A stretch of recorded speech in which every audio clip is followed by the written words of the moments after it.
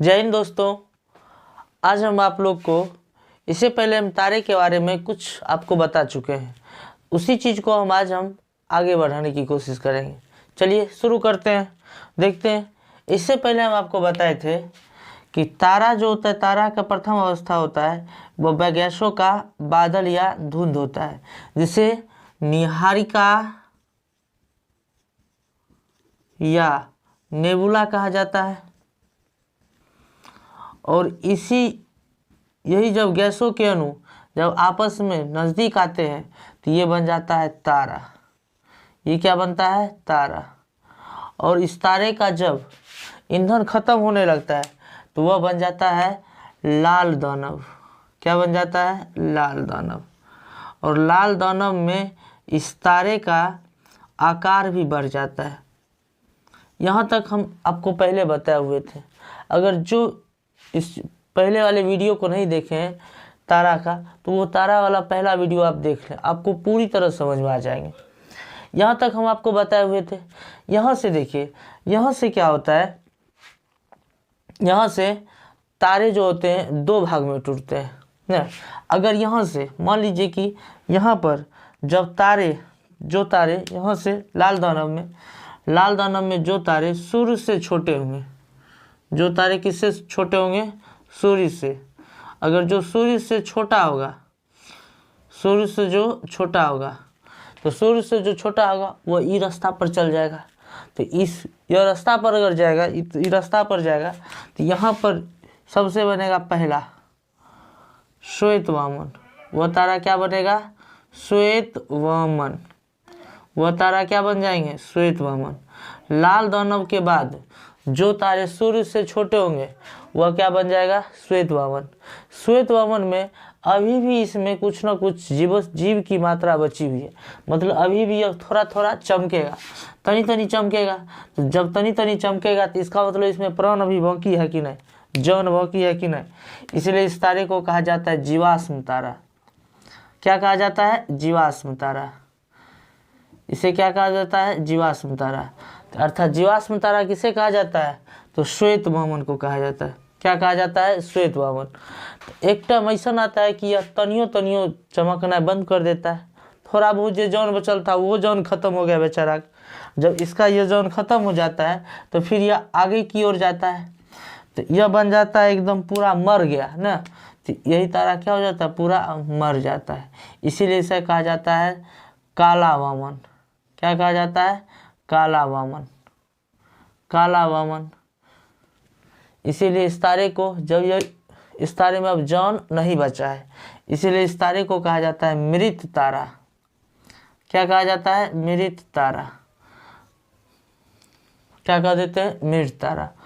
मृत तारा का मतलब मरा हुआ तारा।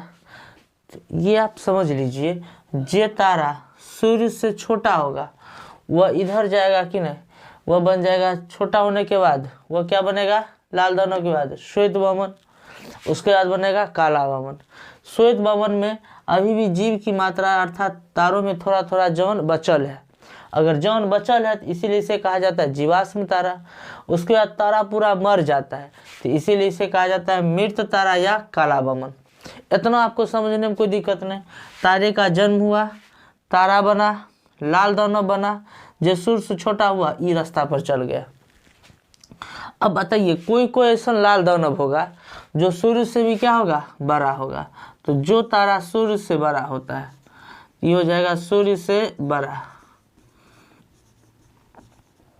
सूर्य से बड़ा। तो जे तारा सूर्य से बड़ा हो जाएगा, तो अगर ई तारा अगर सूर्य से बड़ा हो जाएगा तो यह बनेगा सबसे पहला सुपरनोवा। क्या बनेगा? सुपरनोवा। अपना और हिंदी मीडियम है तो हिंदी वाला सब कहेगा अभिनव तारा। क्या कहेंगे एकरा? अभिनव तारा। क्या कह देंगे? अभिनव तारा। और इसी को अगर सीबीएसई वाला सब कहता है सुपरनोवा। क्या कहता है? सुपरनोवा। सीबीएसई वाला सब कह देगा सुपरनोवा, हिंदी वाला सब कहेगा अभिनव तारा। तो जे तारा सूर्य से बड़ा होगा वह बनेगा कौन चीज़? अभिनव तारा या सुपरनोवा। और यह जो तारा होगा ना, यह विस्फोट करेगा। क्या करेगा, विस्फोट करेगा। विस्फोट करेगा, जखनी विस्फोट करेगा तो टुकड़ा टुकड़ा में बटेगा कि नहीं, तो ठीक यह टुकड़ा टुकड़ा में बट जाएगा। तो क्या इसीलिए बताइए, अगर ये विस्फोट करेगा तो क्या हम इसे विस्फोटक तारा भी कह सकते हैं कि नहीं, या विस्फोटी तारा भी कह सकते हैं कि नहीं, इसे कह सकते हैं विस्फोटी तारा, कह सकते हैं कि नहीं, इसे विस्फोटी तारा भी कहते हैं। तो जब यह विस्फोट करेगा तो इसका विस्फोट करेगा तो इसका टुकड़ा टुकड़ा बटेगा कि नहीं, तो इसका क्या उन टुकड़ा बन जाता है, देख लीजिए। अर्थात ये बनता है कितना टुकड़ा में, 4 टुकड़ा में बनता है। कितना टुकड़ा में बट जाता है, 4 टुकड़ा में। तो बताइए 4 टुकड़ा ये जब विस्फोट करेगा तो ये 4 टुकड़ा में आ गया, तो ये 4 टुकड़ा हो गया। तो सबसे पहला बनेगा कौन चीज़, ये 4 टुकड़ा जब होता है तो पहला बन जाएगा न्यूट्रॉन तारा।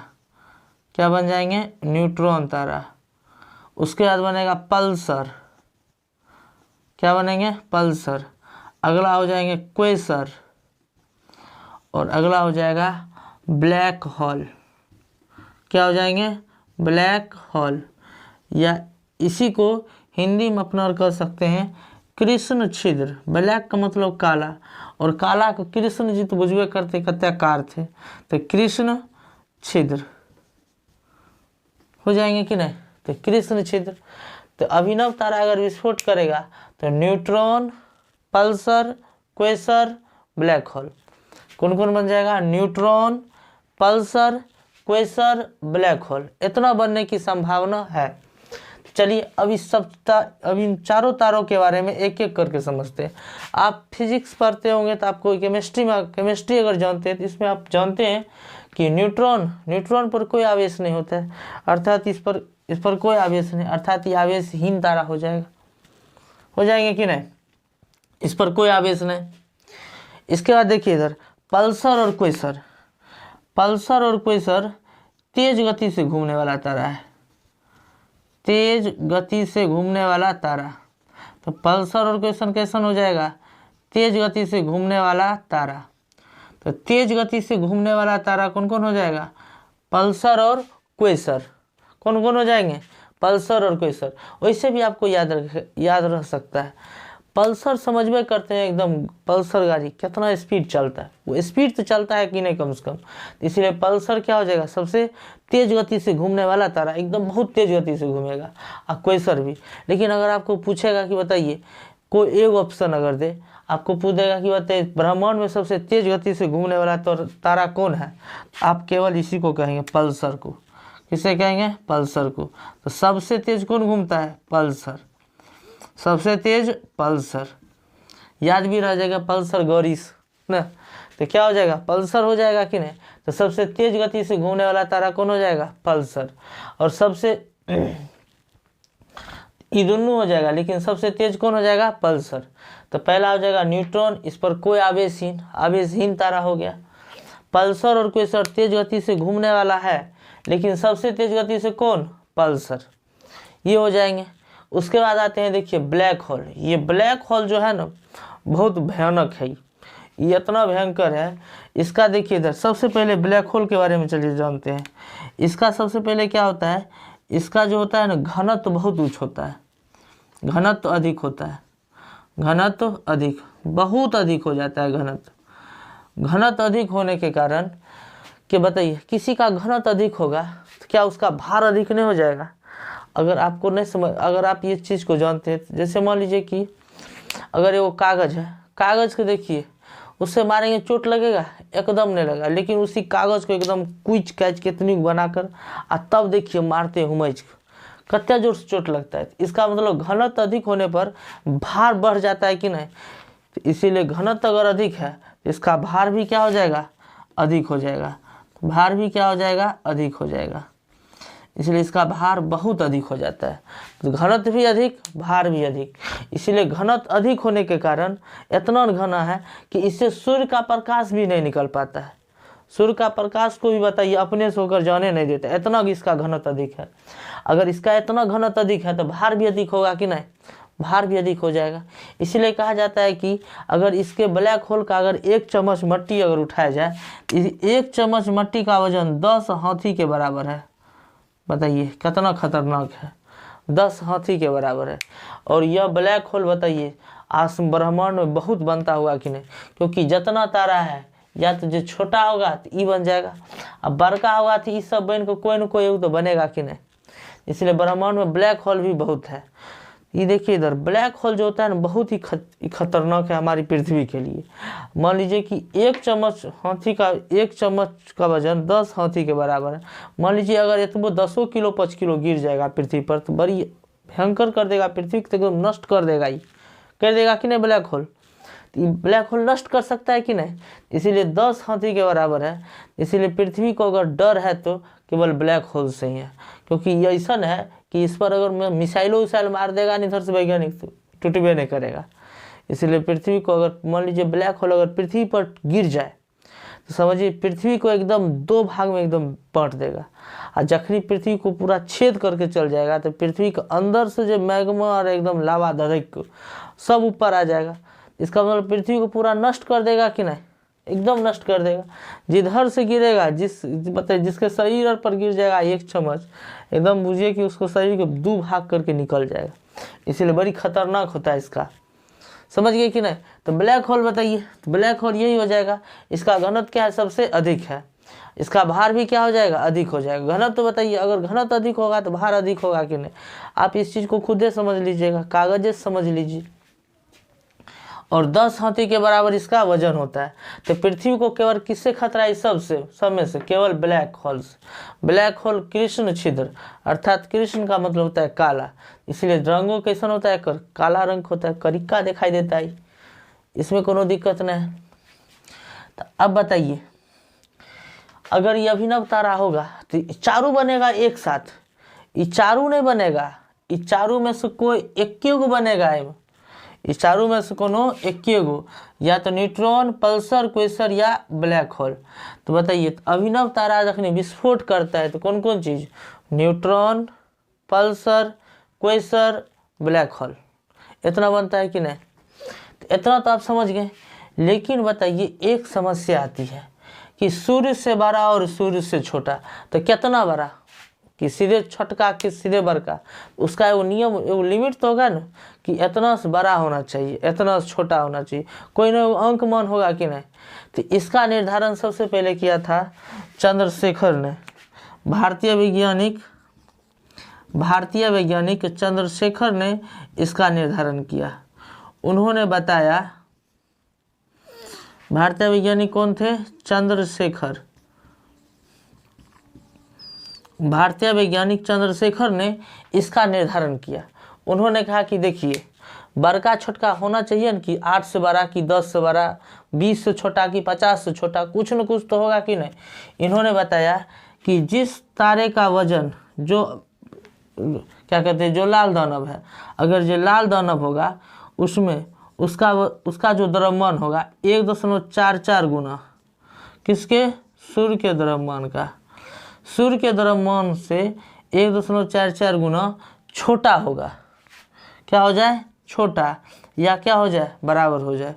अगर अभिनव तारा क्या कहते हैं, लाल दानव तारा है, अगर उसका द्रव्यमान सूर्य के द्रव्यमान का 1.44 गुना से छोटा या बराबर होगा तो वो क्या बन जाएगा, श्वेत वामन बन जाएगा।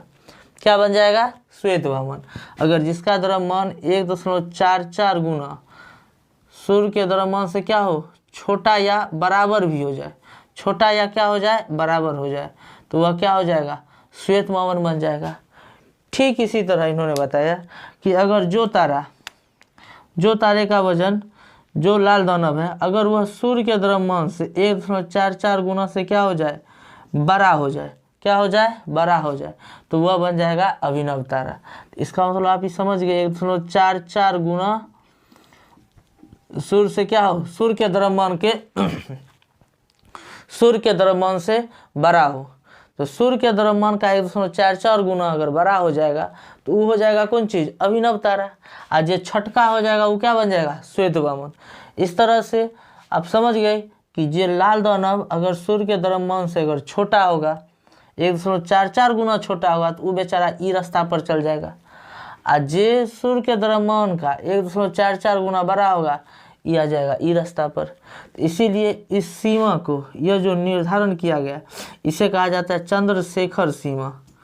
क्या कहा जाता है? चंद्रशेखर। अभी चंद्रशेखर वैज्ञानिक थे, तो इसी के नाम पर क्या नाम रख दिया इसे चंद्रशेखर सीमा कहा जाता है। तो आप ये समझ गए हैं कि पहले तारे का जब जन्म होता है क्या बनता है? यह गैसों का बादल होता है। उस गैसों के बादल को नीहारिका या इंग्लिश में कहिएगा नेबुला। यही गैसों के कण जब आपस में नज़दीक आते हैं तो वह बन जाता है तारा। और जखनी तारा बनेगा तो धधकेगा कि नहीं, तो इसीलिए इसमें ईंधन लग जाता है। जब इसका ईंधन खत्म होने वाला होता है तो यह बन जाता है लाल दानव। लाल दानव के बाद जो सूर्य से छोटा होगा वह बन जाएगा श्वेत वामन, और उसके बाद बन जाएगा काला वामन। श्वेत वामन में उसमें जीव की मात्रा थोड़ा थोड़ा जीवित रहती है, अर्थात वह थोड़ा थोड़ा चमकते रहता है, इसीलिए इसे भूगोल की भाषा में जीवाश्म तारा कहा जाता है। और बेचारा काला वामन तो मर गया अंतिम में, इसीलिए इसे कहा जाता है मृत तारा। क्या कह दिया जाता है? मृत तारा। इसके बाद देखिए लाल दानव अगर सूर्य के द्रव्यमान का 1.44 गुना बड़ा हो तो वह चल जाएगा ई रास्ता पर, ई बन जाएगा तो अभिनव तारा। अभिनव तारा क्या? इसी को कहा जाता है सुपरनोवा। ई करेगा विस्फोट करेगा तो बन जाएगा neutron, pulsar, quasar, black hole. Neutron तारा कोई चार्ज नहीं होता है, पल्सर क्वेसर दोनों तेजी से घूमने वाला तारा है। लेकिन पूछेगा सबसे बेसी तेजी से कौन? तो पल्सर। पूछा जाता है कि ब्रह्मांड में सबसे तेज गति से घूमने वाला तारा कौन है? पल्सर। क्या हो जाएंगे? पल्सर। ब्लैक होल तो आप समझिए गए, ब्लैक होल का द्रव्यमान घनत्व क्या होता है? सबसे अधिक होता है। घनत्व अधिक होने के कारण इसका भार भी क्या हो जाता है? बहुत अधिक हो जाता है। इसमें से पूछेगा कौन ऐसा तारा है जिससे होकर सूर्य का प्रकाश आर पार नहीं कर पाता है? तो केवल कृष्ण छिद्र होगा, ब्लैक होल। यह बहुत ही खतरनाक होता है, आपको हम इसके बारे में बता चुके हैं। इस तरह से आप समझ गए कि तारे का जन्म हुआ ना, हैप्पी बर्थडे हुआ, और बेचारा की दोनों की इधर अंतिम संस्कार और इधर आकर अंतिम संस्कार हो गया। चंद्रशेखर सीमा आप समझ गए, इतना समझ गए। इस तरह से आप तारे के बारे में, तारे का जन्म से लेकर मृत्यु तक के बारे में हर एक जानकारी आप समझ गए। अगर जो इसके पार्ट 1 वीडियो अगर नहीं देखें तो आप वहां जाकर देखिए, आपको पूरा एकदम कंप्लीट समझ में आ जाएगा। और जय हिंद, अगले वीडियो में फिर मिलते हैं।